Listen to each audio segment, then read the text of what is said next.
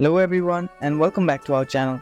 In today's video, I'm gonna show you how to allow CapCut to access your photos. So without any further ado, let's get into it.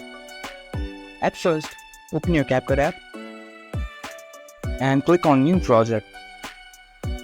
Now it'll ask you to give access to your photos and videos on your device.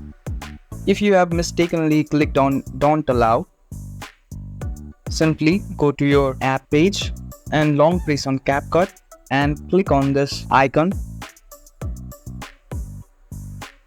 Now here you can see different kind of options. To enable CapCut to access your photos and videos, simply click on App Permission and here you can see photos and videos. Click on it. You can simply click on Allow and we have successfully allowed CapCut to access photos and videos.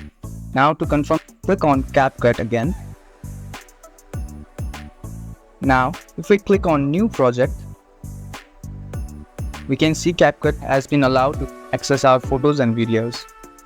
And that's it. If you found this video helpful, don't forget to give this video a thumbs up and subscribe to our channel for more tutorials like this.